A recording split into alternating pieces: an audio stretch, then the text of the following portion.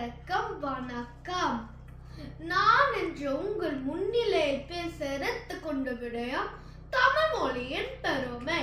தமிழுக்கு அமுதென்று பேர், அந்த தமிழெங்கள் உயிருக்கு நேர், உயிருக்கு நேர், உயிருக்கு நேர் என்று தமிழை அமிர்தமாகவும் உயிராகவும் மதித்த புரட்சி கவிஞர் பாரதிதாசன்.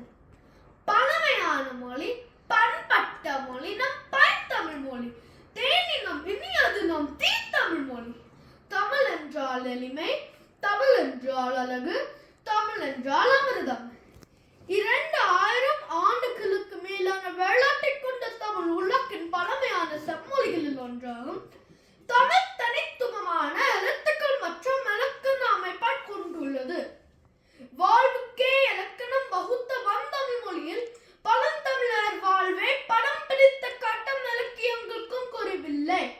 இலக்கியம் என்னும் சஞ்சீவியால் தான் தமிழ் மொழி இன்று நாம் சிரஞ்சீவியாக வாழ்ந்து கொண்டு இருக்கின்றது. சங்க இலக்கியம், சிலப்பதிகாரம், மணிமேகலை, திருக்குறள் போன்ற நூலில் தமிழின் செழுமையை, அதன் அழகு மற்றும் அதன் ஆழத்தை வெளிப்படுத்துகின்றன. தமிழ் உலகின் முழுவதும் பல கோடி மக்களால் பேசப்படும் மொழியாகும். இது தென் இந்தியா, இலங்கை மற்றும் சிங்கப்பூரில் பேசப்படுகின்றது. தமிழ் எங்கள் அடையாளம்.